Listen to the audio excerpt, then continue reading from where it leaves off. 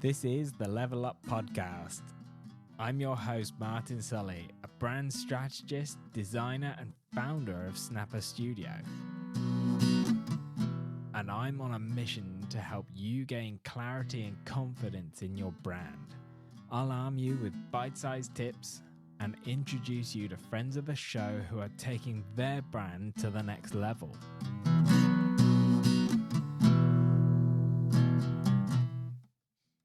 Hello, welcome back. I finally feel like I'm getting back into the swing of this whole podcast thing. And today I have a pretty awesome guest on.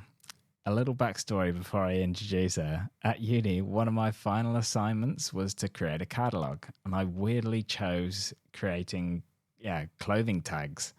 So looking at the shapes, history, techniques that you use for all the printing, it was, looking at how you build that brand story and how they wanted to be perceived as a business.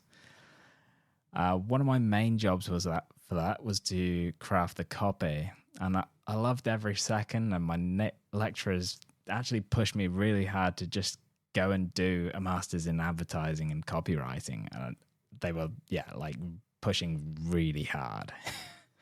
But it wasn't really a passion of mine at the time, and I had plans to design books. It's better just leaving the copy to professionals. And fast forward 15, 16 years or so, and today's guest, Rachel Smith, found me via a mutual Facebook group.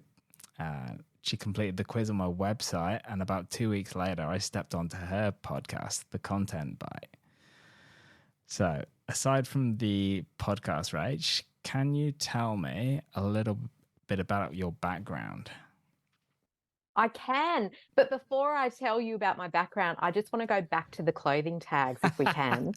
I did a whole carousel on Instagram about funny clothing tags. Wow, copywriters that wrote, the tag. So you get your shirt and it would say, "Don't put me in hot water," or, just really cute. I have to see if I can dig it out for you because it was so funny. I found heaps of them and I just did this whole thing.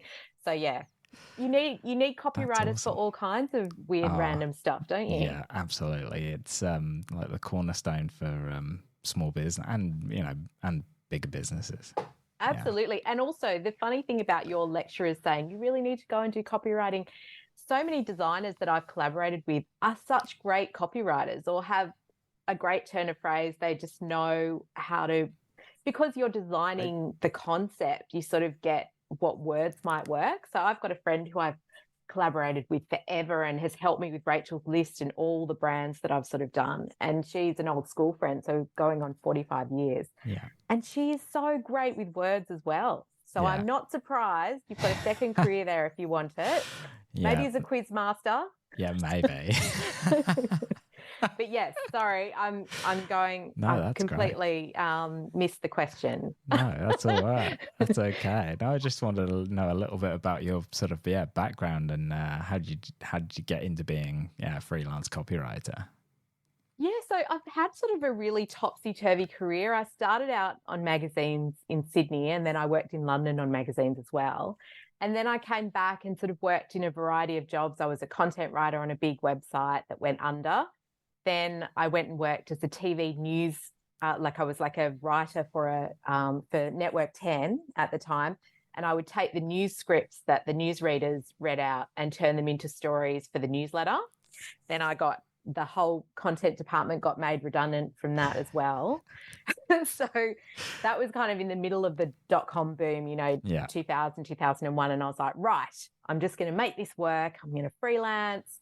It's all going to be great. And it took a bit of time because I was so used to being in-house. I didn't really know how to find my own clients. And so I kind of devised this whole outreach thing. And I used to cold call people a lot. I just made lists of companies that I wanted to work for and I'd ring their marketing departments and say, "Do you ever outsource any writing?" And some would say, "Oh my God, I wish we had the budget." And some would say, "Yeah, I do." And I got lots of copywriting work through that. Wow. And I also got a really stable gig as a movie reviewer for 2 magazines. And I had that for 10 years. And then I just sort of plugged copywriting in the gaps. So that's how it all sort of started and kept going. Yeah. Yeah. Oh, yeah, it's pretty incredible, and it seems like we've had similar sort of paths on redundancies and been just those things that you go through. I mean that Yeah. admittedly that is sort of adult life as well. Uh, I wouldn't say that we were just exclusive to that club. Yeah. But Yeah, then I mean, I consider those real gifts now because it forced me into taking a leap into working for myself. And I don't know if I would have done that perhaps. Maybe I yeah, would have. Maybe I yeah, would have done it, later. But it was really like I was really like thrown in the deep end. So yeah. yeah. I get that. I think the first time that I got made redundant was was traumatic. I loved my job, so I was designing the big books. They were like 40-kilo books, and Wow. got made redundant. Or basically got told to there wasn't the funding to pay the staff. I was like, wow, that's okay. Where do we go from that? And there was a whole long legal sort of thing going on at the same time to recoup Yeah. people's pay.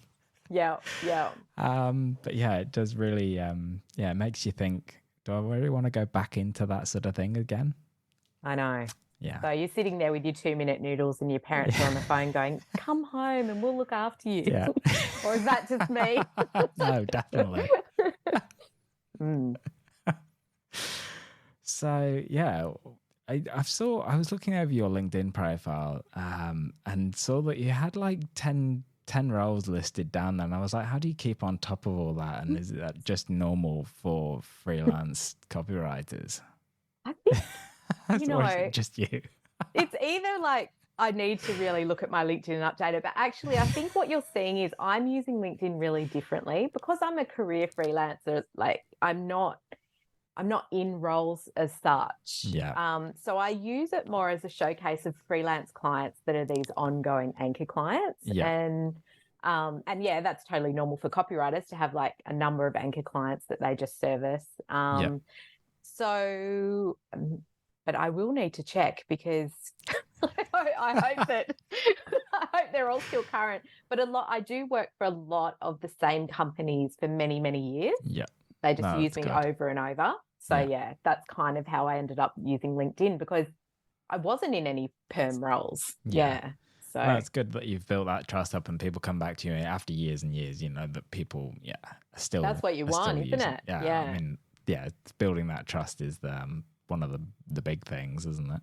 Yeah, absolutely. And I like to kind of get to know someone's company and then you feel very confident working for them, the tone and the style of copy that they want. And yeah, I find that I kind of enjoy that better than jumping from new client to new client to new client all the time. It's very stressful. Not starting things from scratch and just being able to sort of pick it up and understand it, get a full sort of understanding of the business.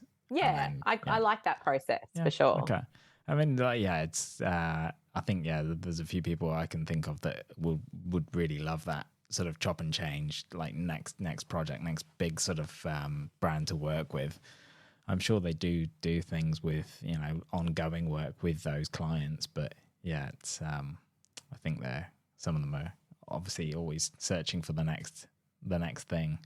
That's true, and it's not to say I don't take on other projects. I definitely do, and those clients become ongoing clients. Like I just recently did copy for a builder who was he's lovely guy, but a bit of a tricky customer on the old discovery call questionnaire where you find out all about them and to get the information for you to actually write the copy.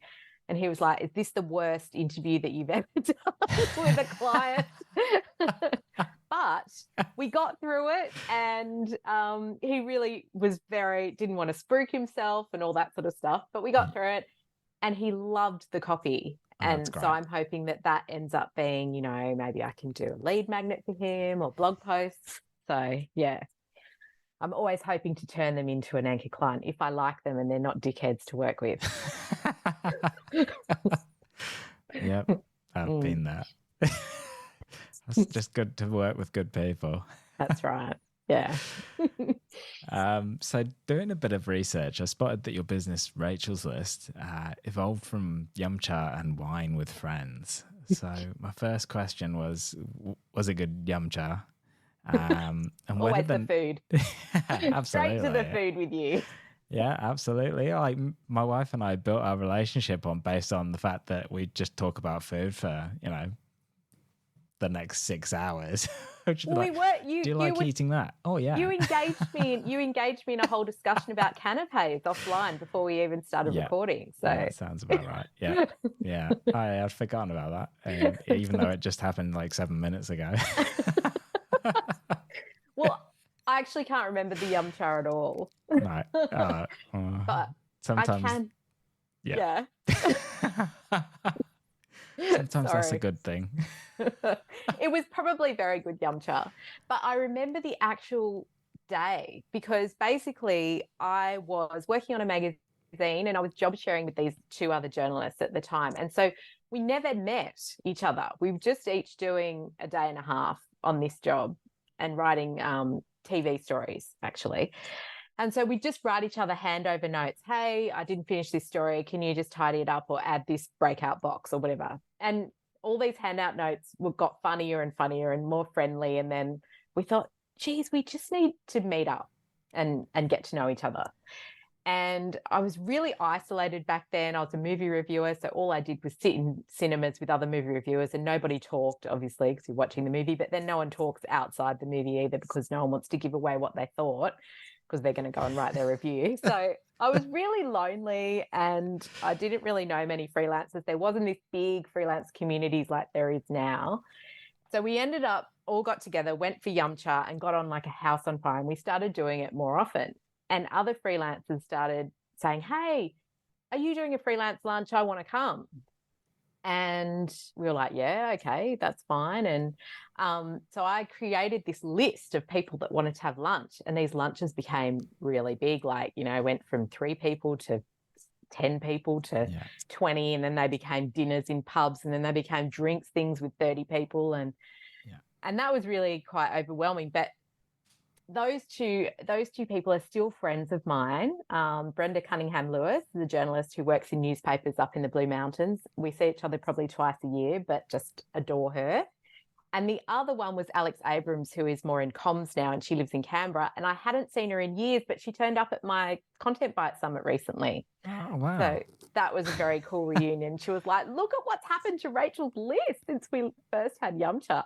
So that was very cool. But so it kind of grew from this community-based thing initially into this list that I had in my email. Yeah. And editors started getting wind of the fact that I had this list of freelancers and they were saying, hey, can you put a job on your list? And that's how it started. And then, of course, the name kind of stuck. Made sense. Yeah. And kind of stuck, which quite often happens. I've just been working with an engineering company, and I said to them, how did you get to your name? Yeah. They were like, well, it just ranked really highly on Google. I'm like, okay, that's enough said. Not the thoughtful answer you were hoping for. I was hoping that would be deep and meaningful, but no. Yeah. I know. It's hard, isn't it? Like you must sit there for hours sometimes with people coming up with the right name. It's one of those things you can fill an entire strategy session if you're working on a brand strategy session with a client. You can go through everything. If you leave it to the last minute, which is generally not a bad thing to do because you've kind of gone through all the values and everything else, to then you have a full understanding of the brand and where you're going, to then create to think about the name. So you're pulling everything together. But if you don't, the best thing to do is almost to think about it, get all the values and bits and pieces that you need kind of strapped down, then leave it. Don't discuss it too much at the strategy session, but kind of go back to it and think about it and give it some time, and something normally comes up.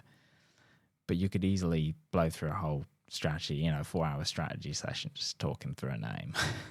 So your process, you bring all the pieces together, then you do the name at the end. That's kind of how it comes from. I suppose that makes sense. It comes from all the pieces being, And sometimes people have already got preconceived names. So one of the latest ones we worked with, it was already in place and everything, but there was just a few things that didn't quite sit, and I was concerned that we were going to end up starting to really narc some sort of First Nations people with the name. And I was like, I don't feel comfortable. I don't think, unless it's, very much going down that route, we shouldn't be using the name.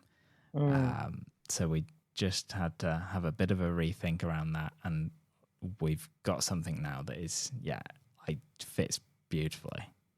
So it's kind of, and it's still not taking away from it, but it's not just, absolutely kind of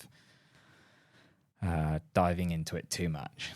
So it's, it's good. I mean, a lot goes into choosing the right name for a business. Unfortunately, a lot didn't really go into choosing the name Rachel's List.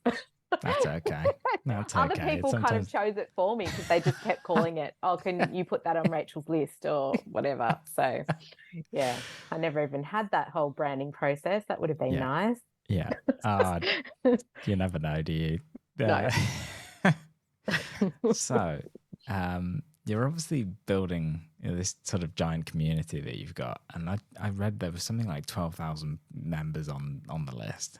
Or it's on the website somewhere. Yeah. Okay. I think we have it might be around 7,000 registered members. Okay. Yeah. Okay. Not all of those are paid members, but lots of people register and then they sit on the list as a kind of approved member. So they see all the jobs coming through, and then if something happens that they want to go for, they upgrade. Yeah, so that's fair sort enough. Of, So it's really been the kind of, the driving force behind the business, hasn't it? Well, the community. I have to laugh about the words driving force because I really feel like the name, the actual business, I feel like a lot of the evolution of it was very accidental. I started getting very strategic when it went online, but when it was this newsletter, where I just send out jobs to people or say, this is the next get together or whatever, it was very kind of fluid and But when we went online and built the first website for it and started to monetize it properly, that's when a kind of strategy happened. So it's kind of a strange business in the sense that it started with community. It started with all those lunches and dinners and pubs and blah, blah. And then all of that stopped. It became a formal jobs board. Yeah. And then we brought back the community some years later. Yeah. Yeah, so okay. It's all... it's a process, isn't it? I feel like we're kind of on a similar thing with our sort of networking event chat box, and it's kind of we've got the community part and it's growing really, really well. Yeah. But what is the next step, and how do we not antagonize the people, the community that have kind of helped build it? Where do we go next? Yeah. It's interesting because I was listening to a really fascinating episode, Ed Gandia, who is like a content specialist in the US, and he interviewed a guy, I think his name is Shane Sams. And this guy, he was a school teacher and a footy coach at a school, and he ended up leaving all that because he wanted to create things for people, like solving a problem for them.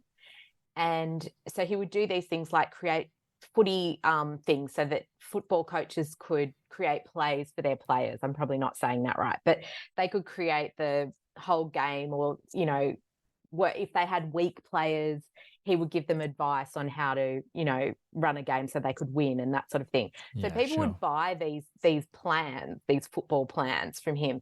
And then he realized, well, those football coaches that bought the plans actually wanted to talk to each other. So he created a community for them. And then he realized, hang on, there's something in this, So he was like, we create a product that people want. We solve a pain point that people have. And then we create the community. So people come for the product, but they stay for the community. And as I was listening to this episode, it's so fascinating. I'm actually going to send it to you because you I'm should take a listen. interested to link it in the show notes as well.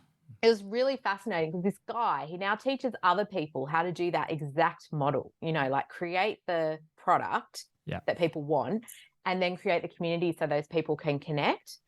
And he teaches other people all over the world how to do that with so many different variants of that model. And I was listening to it thinking, shit, this is Rachel's list. Like, I've already done that, but in this weird roundabout way. I mean, so it kind of is now a jobs board and a community, but it's also got the tools and the templates and the masterclasses and the blog and the podcast. So it's all those facets you add on, I suppose. Yeah, amazing. Yeah. Do you run into any problems kind of managing it all? And obviously you mentioned credit card issues and that sort of side of things. the tech issues and people getting cranky. Yep. Definitely you have those issues with any business and any community where it's like recurring payments and things like that. Yeah. But those are fairly minor in terms of managing a large community of people. And the community on Facebook is like around 800 or 900 people. It's not huge. Yeah. And that's probably like a lot of our that's our paid membership, but a lot of our paid members are also not on Facebook. So it's kind of hard to find a place that everyone wants to be as well. Yeah. But I really do think it's one of the nicest private communities out there. Yeah. And amazing. If I do say so myself, we nerd out a lot on typos. We like, finding signs with typos in them or, finding those like ticker things at the bottom of a news broadcast where they've just fucked it up royally, and we like sharing all that and everybody has a laugh and goes, oh my God. We talk about issues that we're having with clients and editors and we share tips and all of that. And very occasionally there might be some argy-bargy. There's a lot of big personalities in any online community, but it's pretty rare. I think sometimes someone will leave and go and lick their wounds and then come back, or but it's good. It's really difficult to manage an online community, especially when you've got lots of members. So I'm glad that it's kind of fairly small still. And you've got a couple of people helping you out as well, haven't you? I do. I've got 2 freelancers who help me out with a lot of the tech stuff and the newsletters and the marketing, and I've got so I do have some help. It's good. For sure. It's good to get help. Yeah. You need it, especially if you're juggling 2 businesses like I am, because I want to still do my writing as well as run Rachel's List. Yeah. No, it's good. You still want to be active in the copywriting department as well. In the trenches, Martin. Yes, it's important, I think. Next, I just wanted to talk about a little equation that I use quite a lot, which is trust equals reliability and plus delight. It's an old Martin Neumeier thing. So he was like the original guy that kind of looked at the brand gap, written a book about it. It's a great book. And have you found that building that trust has come from delivering on your promises consistently? I love this equation. Isn't it cool? And it is good. It is good. And it literally applies to everyone. Like if you do the reliability, like the reliability is like the consistency. The delight is like making your customers happy. Yeah. It's so true. And agree that consistency is everything. I also think when you're running any business, but also an online business like Rachel's List, you got to be responsive. I think people love that. You take care of a problem and it's done. Yep. I think my team sometimes roll their eyes at how prompt I like us to be as a company, but I like being responsive and being consistent. Yeah. And then I think the delight part of that is all the things that you do to support your people, like surveys, pay rates, content that teaches them something, the podcast, creating upskilling events and, and all of that stuff, I think works to get people talking and to say, hey, this is such a good place to hang out. And it's that word of mouth really drives a membership, if that's the kind of business that you have. And all that feeds into the kind of brand that you want to build. And for my brand, I want it to be the place that people find really good writers, and also a place that writers can find really good, well-paid jobs, and a place and their tribe as well. Yeah. So you almost need that support network, and I think when obviously what you did with the Content Bites Summit, you kind of brought a lot. You know, I had a friend that went, and she said it was amazing. Like those sort of things. Just bringing together incredible guest speakers. You know, what was the one that really kind of lit up the stage? What were they talking about? Oh my God, don't make me pick just one. You can go for a few. You know, look, we did bring in two overseas speakers, Ed Gandia and Jennifer Goforth Gregory. And the very cool thing about the two of them was they're friends in the US, but they live about 5 hours from each other, and they'd never met in real life. Oh. So we brought them to Sydney and they met for the first time in Sydney, wow. which is very cool. Yeah, we would think it would just be easier to take a flight to each other's place. I know. But we followed them. Lynn and I followed them and followed all their advice for years and years. So we knew we wanted both of them. And so that was very cool to get both of them. But they spoke about really different stuff. Ed talked a lot about, you know, how freelancers can get stuck in this whole mode of being an order taker. And you have to try and move up the value ladder and offer something different to clients, you know, to make yourself indispensable to clients. And he calls it advisory services, but we might call it strategy. He said that word strategy scares a lot of people off. Yep. Oh, yeah. Yeah. I think, I mean, I've spoken about it a couple of times that strategy is very like, it's untangible. What do people get from strategy? Yeah. That in itself, like you say, it scares people.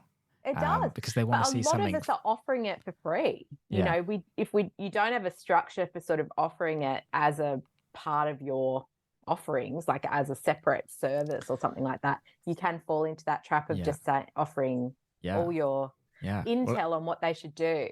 So that was interesting, and I really liked Jennifer's about how not to shoehorn yourself into other people's business models, but kind of carve out a business that really works for you. And that was so interesting, I think. That's good. That sounds amazing. I could talk about it all day. It blew my mind. I'm still percolating it all. And but it was awesome. That's amazing.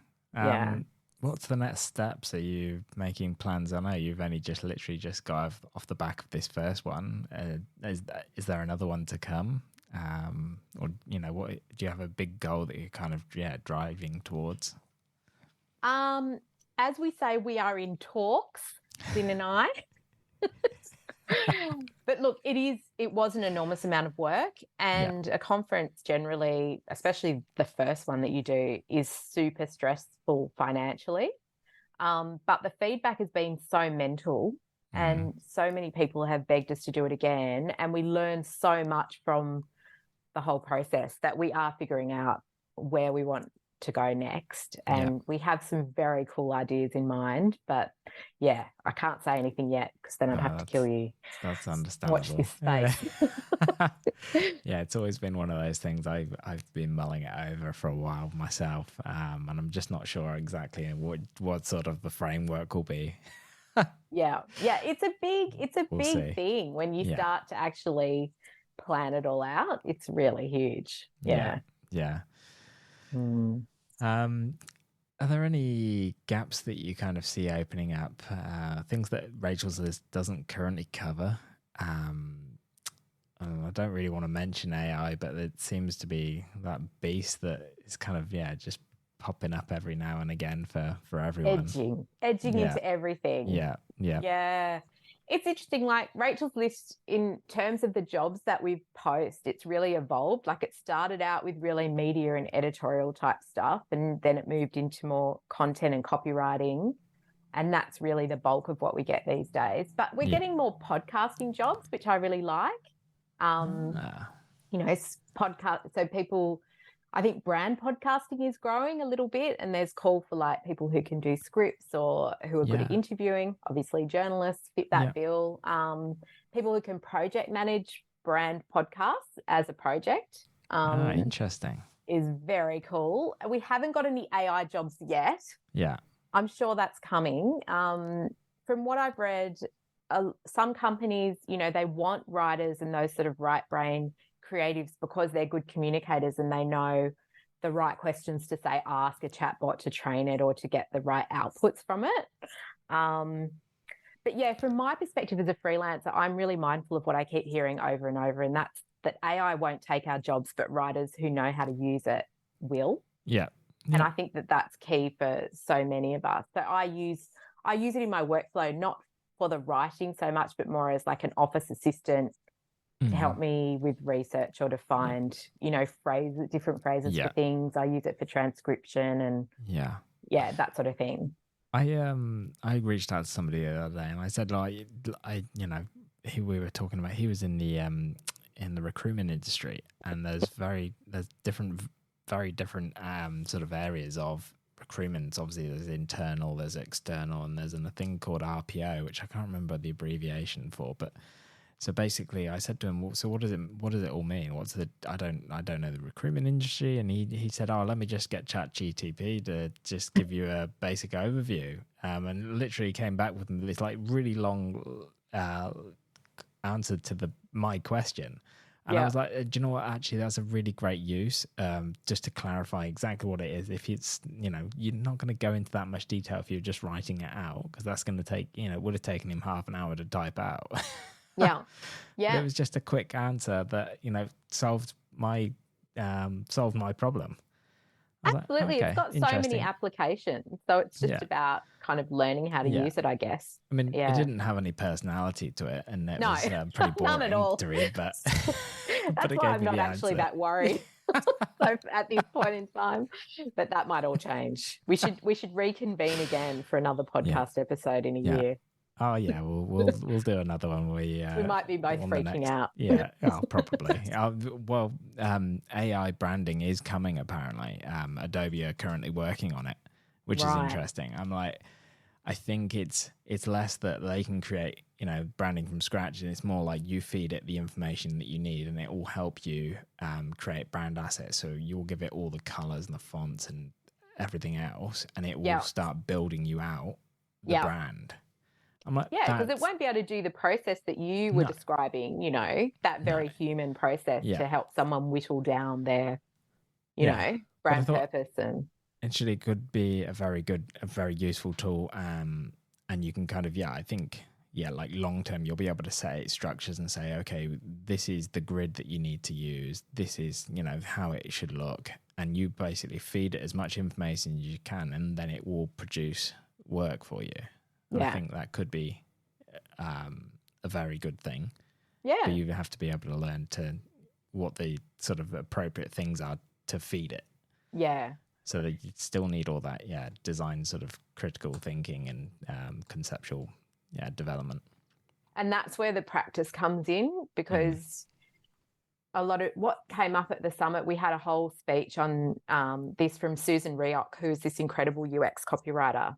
And she did a whole thing on, you know, the applications for AI. And she said, you know, we don't actually prompt it in the right way, or we don't break it down into these chunk size, you know, bite-sized pieces. And that's when you get what you need, but you have to almost like treat it like a conversation, you know, with your office assistant. And that's how you start to refine what you get.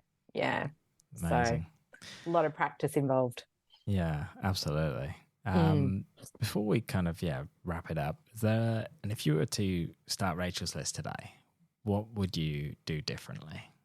This is the kind of question that keeps me up at night, Martin. And it's a really hard question to answer, because I started Rachel's List, you know, a good 10 we'll officially started it online in 2012, so you know, a good 11 12 years ago. And so much has changed in technology, in the landscape. There were very few memberships when I started. What? Pandemic, yeah. But I think, okay, so say that I was starting from scratch today. Okay, what would I do? I would nail the model and keep it really simple. I tried to overcomplicate the model with different, like, you know, whiz-bang ideas in the beginning, and I failed with some of those, which cost money. So Yeah. I think that's really important to know the model and follow that and have a proper plan for it. I would choose the right platform, or I would sink money into a custom site. And I do have a custom site, but it's also married with WordPress. So it's a bit of a beast in some respects. And I think if you created a custom site, if you like invested, I know it's a lot of money to invest in a custom site, but if you did one that ticked all the boxes for you and you kind of future-proofed your business so that you knew that it would take you into the future for maybe a decade or whatever, you would save yourself such a chunk of change. So there are platforms now like Kartra which do a lot of what I need, but they don't have the jobs board element. So it's really difficult kind of getting what you need, I think.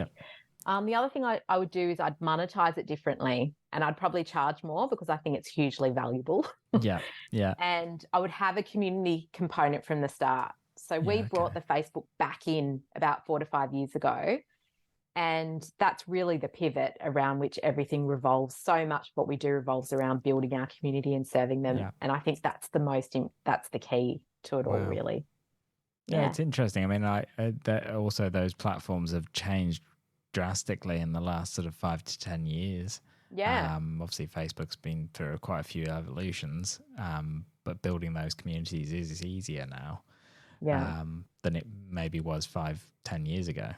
I mean, we have Slack now. I love Slack. I don't know if you use that much. Yeah, not huge amounts. I have in the past.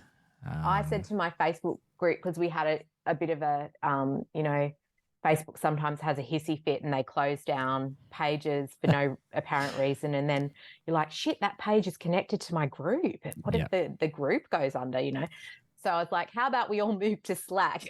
But everyone really likes, being on Facebook or whatever. They're not as into Slack. Some people are into Slack, but it's such a good platform for a community as well. It's I've been through numerous different project management tools and kind of never once settled on one thing. They all got different benefits. What do you use then? I use Asana at the moment. So Asana.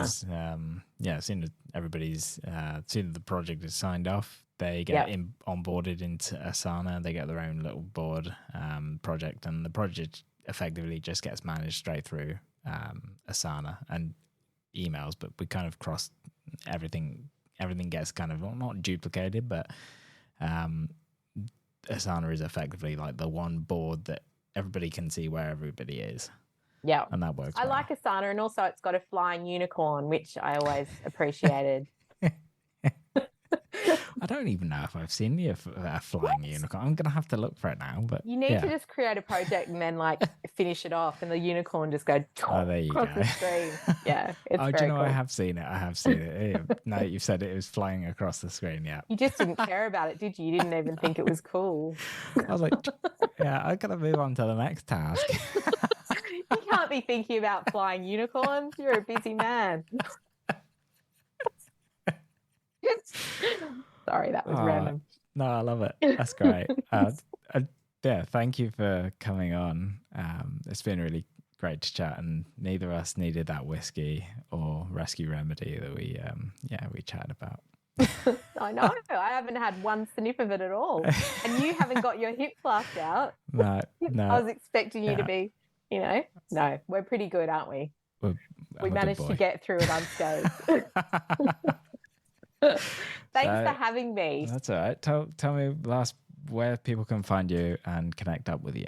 Okay, well, if you're a freelancer who wants to find jobs in a community, rachelslist.com.au. If you want to find me and hire me, that would be amazing. It's rachelsmith.com.au. And please follow the Content Bite on Instagram, which is _content_bite. Excellent. I will track down all of those and put them in the show notes to make it super simple. I'll give you a link to the wrap up, which is our Friday newsletter. Oh yeah, that is. I love the wrap up. You do? Oh, I'm so pleased to hear that. I think it's good if you're in that creative freelancing content space. So yeah. There's always some gems. The links at the top of the newsletter always go down well. Yeah. Oh, good ones. Okay. Lovely. Well, thanks again for having me. Thank you. Thanks for everyone for hopefully listening as well. Yeah. And yeah, it's been great. Okay. See ya.